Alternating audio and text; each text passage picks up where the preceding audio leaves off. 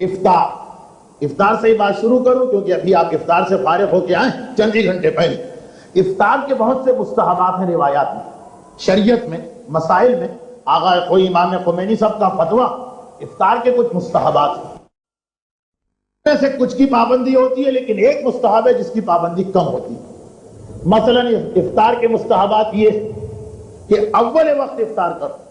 اگرچہ ہمارے یہاں اگر ہم 2 گھنٹے کے بعد بھی روزہ کھولیں تو کھل جائے گا، لیکن ثواب یہ ہے کہ فوراً ٹائم آتے ہی روزہ کھول. یہ ایک مستحب. کھجور و نمک و گرم پانی اس سے افطار کیا جائے، یہ بھی ایک مستحب. اس کے علاوہ یہ بھی مستحب کہ پہلے نماز مغربین پڑھو پھر افطار کرو.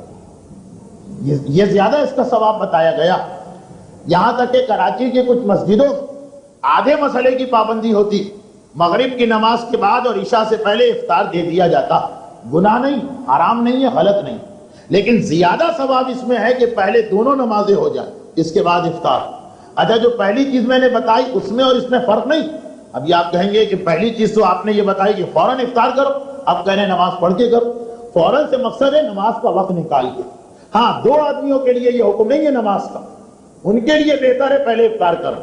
پہلا وہ آدمی کہ جو آج اتنا زیادہ روزے میں بھوک پیاس محسوس کر رہا کہ نماز میں وہ جب زبان سے قل اللہ پڑھے گا تو اس کی آنکھیں بھی قل اللہ پڑھ رہی، یعنی مسلسل اس کی توجہ جو ہے نماز سے ہٹ کے کھانے پینے کی طرف رہے.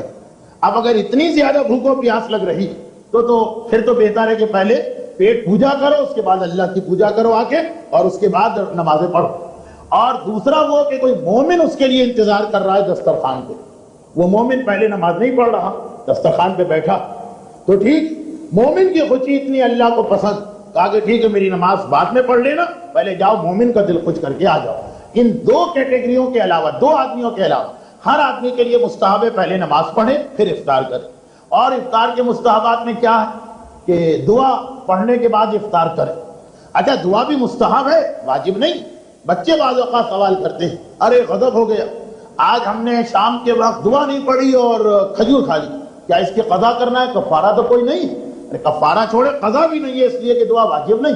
ٹائم ہوا روزے کا، آپ کو حق ہے آپ کھجور کھا لیں، کوئی بات نہیں ہے، لیکن دعا کا ایک ثواب. خیر بہرحال یہ تو بچے کرتے ہیں. بڑے جو ہے روزہ رکھنا بھول جائے لیکن دعا پڑھنا نہیں بھولتے ہیں. تو بہرحال تو یہ 3-4 چیزیں تو ہے ہمارے یہاں کہ کھجور اور نمک کا افطار کرو، نماز پہلے پڑھ لو، دعا بھی پڑھ لو، یہ ساری باتوں کی پابندی. مگر کیا آپ کو معلوم کہ ان کے ساتھ ایک 5ویں چیز بھی ہے، اور بعض علماء نے کہا کہ وہ ان 4 سے زیادہ اہم نہ تھی تو ان کے بالکل برابر تو ہے ایک 5ویں چیز. وہ کیا؟ وہ 5ویں چیز کیا؟ وہ 5ویں چیز یہ ہے کہ افطار کرتے وقت گویا تو ہر لمحے مر رہے ہو اور دوبارہ نئی زندگی مل رہی. دل تمہارا ڈوب رہا ہے ادھر رہا، سانس رک رہی ہے دوبارہ آ رہی ہے. یعنی سانس رکنے اور آنے کا مقصد سائنسی فلسفہ نہیں، گویا مر گئے پھر ایک نئی زندگی ملی. کیا مطلب ہوا؟ بس اس کی تشریح کروں، اور آج کی گفتگو میں اب زیادہ گنجائش نہیں، بہت ہی چھوٹی سی بات. لیکن کتنے لوگ ہیں جو افطار کے وقت اس کا خیال رکھتے ہیں؟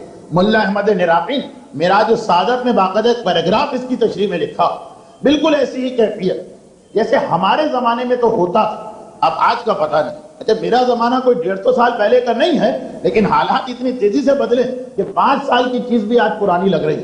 ہمارے زمانے میں تو یہ ہوتا تھا کہ آج امتحان کا رزلٹ نکلنے والا، اب جتنے بھی بچے اس دن اسکول آتے تھے سب کے دل دھک دھک دھک دھک کرتے تھے، پتہ نہیں پاس ہو پتہ نہیں فیل. اب آج تو یہ کوئی مسئلہ ہی نہیں، پاس ہونا فیل ہونا کوئی مسئلہ نہیں، لیکن ہمارے زمانے میں مسئلہ تھا. جب تک کہ وہ ٹیچر نام لے کے اناؤنس نہیں کرتا تھا کہ فلاں صاحب پاس ہو، بس ہر وقت، اور جیسے ہی نام پکارا گئے اور بری حالت ہو گئی، اب پتہ نہیں پاس ہو رہے ہیں یا فیل ہو رہے ہیں. اچھا، اسی طرح ہماری کلاس میں 2-3 لڑکے تھے جن کا آپس میں مقابلہ ہوتا تھا، کبھی یہ فرسٹ کبھی وہ فرسٹ، کبھی یہ فرسٹ کبھی یہ سیکنڈ کبھی وہ سیکنڈ. ان کی حالت اور خراب ہوتی تھی، اتنا تو یقین ہے کہ پاس ہو گئے، لیکن اس سال بھی فرسٹ آئیں گے یا کہیں وہ آگے نہ نکل گیا. یا مثلا انٹر کا یا میٹرک کا رزلٹ نکلا، اخبار لے کے آئے ہیں رول نمبر تلاش کرنا. اب ایک مرتبہ پریشانی، پتہ نہیں نمبر آیا یا نہیں آیا، آیا یا نہیں آیا. کیونکہ ایک زمانے میں اتنے غیرت مند طالب علم تھے کہ جب میٹرک کا رزلٹ نکلتا تو سمندر پہ پولیس کے پہرے لگانا پڑتے تھے کیونکہ خودکشی ہونا شروع ہو جاتی تھی. وہ تو زمانہ گزر گیا، لیکن اتنی غیرت تھی ایک زمانے کے طالب علموں کے پاس. اب پریشان کہ پتہ نہیں نمبر آئے یا نہ، اور اگر نمبر نہیں نکلا تو بے ہوش تک ہو جاتے تھے. یہ تو میری آنکھوں دیکھی بات. یا مثلا ایک آدمی کو بہت ضرورت ہے کسی نوکری، اور ایک نوکری آئی بھی، اس کا اشتہار آیا، بھیج دیا، اس نے درخواست بھیج دی، وہاں سے جواب آ گیا. اب لفافے کے اندر جواب ہے، اوپر تو مہر لگی ہے کہ اسی کمپنی سے آیا ہے یہ جواب، پتہ نہیں درخواست رد کی گئی ہے، پتہ نہیں اپوائنٹمنٹ لیٹر ہے کیا. اب انسان کی عجیب کیفیت، اگر بہت زیادہ محتاج ہے، یعنی نوکری نہ ملے تو گویا مر جائے، اتنی غربت ہے اس کے گھر میں، اس کی کیا حالت ہوگی، کس طرح اس کا دل دھک دھک کرے گا. یا اسی طرح جو لوگ بہت عادی نہیں لیکن کبھی کبھار جوا کھیل لیتے ہیں، بہت غلط مثال میں دے رہا ہوں لیکن یہ بھی ایک مثال ہے. جو عادی جوا کھیلنے والے ہیں ان کے لیے تو کوئی مسئلہ نہیں، لیکن جو کبھی کبھار کھیلتے ہیں، پرائز باؤنڈ کا نمبر نکل رہا ہے، ریفل ٹکٹ کا نمبر نکل رہا، ایک ممکن ہے کہ ایک مرتبہ میں 5 لاکھ مل جائے، ممکن ہے کہ ایک مرتبہ میں وہ 100 کا ٹکٹ بھی چلا گیا جو ہم خرید کے لائیں. آج نمبر اناؤنس ہو رہے ہیں، عجیب کیفیت ہوتی. غرض یہ کہ اسی طرح کہیں قرعہ پڑ رہا، پتہ نہیں ہمارا نام نکلے یا نام نہ نکلے. آدمی کو جس چیز کی اہمیت پتہ، جس کی وہ اہمیت مانتا، جب اس کا نتیجہ آتا ہے کون کامیاب کون ناکام، عجیب حالت ہوتی ہے. دل نبض تیز ہو جاتی ہے، بلڈ پریشر ہائی ہو جاتا ہے، دل دھک دھک کرنے لگتا ہے، چہرے پہ سرخی آ جاتی ہے. یہ تو دنیاوی چیزیں، اور اگر اس میں ہم کو نقصان بھی ہو گیا تو کیا. اب دیکھیے عجیب بات، مستحبات میں سے ہے، چاہے یہ مستحب شرعی نہ ہو، لیکن آداب روزہ میں سے کہ جب آپ افطار کریں تو آپ کی یہی حالت ہو، بلڈ پریشر ہائی ہو رہا، نفس تیز ہو رہی ہے، فاقے کی وجہ سے نہیں، وہ تو بھوک کی وجہ سے کبھی ہو جاتا ہے، اس کی وجہ سے نہیں، رزلٹ نکلنے کی وجہ سے. آخری رمضان کی تاریخ نہیں، ہر روزے کے افطار کے وقت میں نے روزہ رکھا تو ہے، پتہ نہیں خدا نے قبول کیا یا قبول نہیں کیا.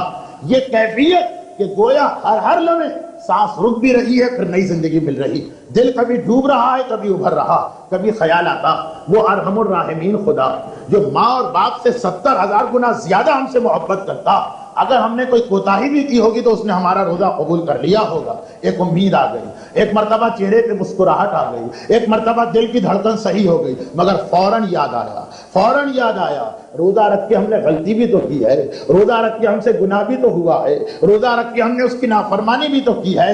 ایسا نہ ہو کہ مولا کی حدیث ہم پہ آ رہی ہو کہ سوائے بھوک کے ہمیں کچھ نہ ملا، اتنی قیمتی چیز ہمارے ہاتھ سے نکل گئی، بس فوراً دل ڈوبنے لگا، فوراً جیسے سانس رکنے لگی، فوراً جیسے انسان مرنے لگا. ہر افطار کے وقت انسان کی یہ حالت ہونی چاہیے، ہر افطار کے وقت، کہ ایک طرف یہ امید کہ کتنی ہی غلطیاں کی ہیں خدا یہ روزہ قبول کر لے گا، اور ایک طرف یہ ڈر کہ اگر میرا روزہ یہ قبول نہ ہوا تو میں نے کتنا بڑا اپنا نقصان کر لیا. اگر وہ بانڈ کا نمبر نہ نکلا تو صرف 5 لاکھ کا نقصان ہے، صرف 5 لاکھ میں کہہ رہا ہوں. یہ اس لیے کہہ رہا ہوں، اس لیے نہیں کہ میرے پاس لاکھوں روپے ہیں، اس لیے میں نے تو زندگی میں شاید 5 لاکھ ایک وقت میں دیکھی بھی نہ ہو، لیکن صرف اس لیے کہہ رہا ہوں کہ اگر آخرت کی نعمتوں کے سامنے اس 5 لاکھ کو رکھیں تو یہ تو صرف سے بھی گئے گزرے ہیں، یہ تو اس سے بھی کم ہے. یہ صرف اتنا نقصان ہے، ایک امتحان فیل ہو جانا یہ کوئی حیثیت نہیں رکھتا، لیکن اگر روزہ کسی کا ٹھکرا دیا جائے اتنا بڑا لاس ہے، اتنا بڑا نقصان ہے کہ معصوم یہ فرماتے ہیں کہ روزہ کھولتے وقت تمہاری حالت ہی عجیب ہونا چاہیے، تمہاری کیفیت ہی عجیب ہونا چاہیے. گھر والے دیکھ کے پریشان ہو جائیں اگر ان کے پاس یہ وقت ہو، کیونکہ ان کی بھی تو یہی حالت ہونی چاہیے، وہ بھی تو اسی کیفیت سے گزرنا چاہیے. یہ ہر روزے کے وقت انسان کے لیے مستحب ہے. کیا چیز مستحب ہے؟ اس پہ توجہ دینا کہ روزہ تو رکھ لیا، قبول ہوا ہے یا قبول نہیں ہوا، ایسی محنت ہم نے کی ہے یا نہیں کی. اگر آپ اکٹھا ایک مرتبہ، جس طرح لوگ مثلا ہول سیل کا حساب کرتے ہیں کہ بھئی آخری رات عید کی رات کو جا کے سوچیں گے، تو اس میں سب سے بڑا نقصان یہ کہ وہاں اگر کوئی غلطی نکل آئی تو اب رمضان تو آپ کے ہاتھ سے چلا گیا، اس کو ٹھیک کیسے کریں گے. لیکن ہر رات کو اگر آپ اپنی چیکنگ کریں، ہر افطار کے وقت اگر آپ اپنا جائزہ لیں کہ کیوں، اب یہ بھی ذہن میں رکھیے کہ خدا ظالم تو نہیں، روزہ میرا قبول کیوں نہیں ہوا، غور کرنا ہے کوئی ایسی غلطی تو نہیں ہو گئی جتنی دیر آپ بیٹھے رہیں. البتہ یہ ساری چیزیں ایسی کہ ایک مذاق نہ بن جائے. پتا چلا کھجور لے کے بیٹھے 2 گھنٹے گزر گئے، گھر والے پریشان کہ سکتا ہو گیا، بے ہوش ہو گئے، کیا ہوا، یہ مقصد نہیں. بس یہ کہ جیسے جیسے افطار کا وقت آ رہا وہی حالت ہو جو رزلٹ آؤٹ ہوتے وقت طالب علموں کی حالت ہوتی ہے، وہی حالت ہو جو قرعے میں انعام نکلنے کے وقت قرعہ اٹھاتے وقت دیکھنے والوں کی حالت ہوتی ہے۔ ہر روزے کے وقت اس کا خیال رکھنا ہے، یہ اسلام نے ایک حکم ہم کو دیا۔ ورنہ اس میں آسانی کیا کہ اگر آج کوئی غلطی ہو گئی، کل کا دن ہے، کل کا روزہ، ابھی تو پہلا ہی روزہ گزرا، 29 روزوں کو آپ ٹھیک کر سکتے ہیں۔ چنانچہ ایک حدیث جو عید کے بارے میں ہے، لیکن آج میں پہلے دن کے بارے میں سنا دوں۔ یہ حدیث عید کے بارے میں، امام حسن مجتبی علیہ السلام کہیں سے گزر رہے ہیں، امام کہیں سے گزر رہے ہیں، امام کی نگاہ پڑی، عید کا دن، لوگ بیٹھے ہنس رہے ہیں اور قہقہہ لگا رہے ہیں۔ اچھا، اسلام میں ہنسنے اور قہقہہ لگانے پہ پابندی نہیں، لیکن اگر انسان کا اسٹائل ایسا کہ جیسے وہ عبادتوں کو بھی مذاق میں لے رہا، بہت لائٹلی، کوئی اہمیت ہی نہیں، تو فوراً معصوم ٹوکتے۔ ورنہ جب ایسا مومن جو چیزوں کی اہمیت کو سمجھتا ہے، عبادتوں کی اہمیت، احکام کی اہمیت، پھر تو امام بعض اوقات خود ہنسنے والوں میں شامل۔ ایک نوجوان بیٹھے، عید کا دن ہے اور قہقہے لگا رہے ہیں۔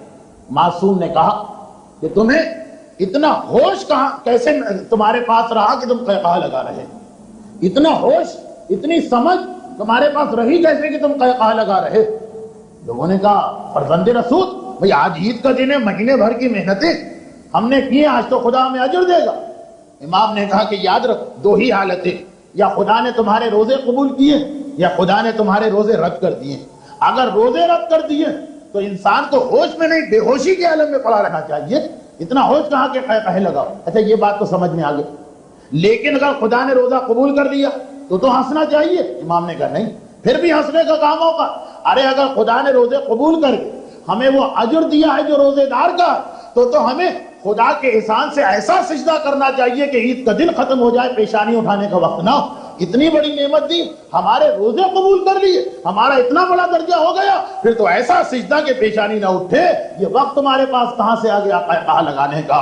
امام بتا رہے ہیں کہ یہ تو 30 روزوں کے بعد، لیکن ہر روزے کے بعد یہ ہونا چاہیے کہ اگر خدا نے روزہ قبول کیا ہے تو شکر خدا میں انسان کی پیشانی جھکے، اور اگر کوئی ایسی غلطی ہے کہ روزہ رد ہو گیا تو انسان کو زار و قطار روکے، کل کے لیے توبہ کر کے اپنی غلطی کا ازالہ کرنا ہے۔ یہ ایک بات ہوئی، یہ ایک بات ہوئی جو ہمارے یہاں لوگ غافل، روزے کے افطار کے وقت اس پہ توجہ نہیں دیتے۔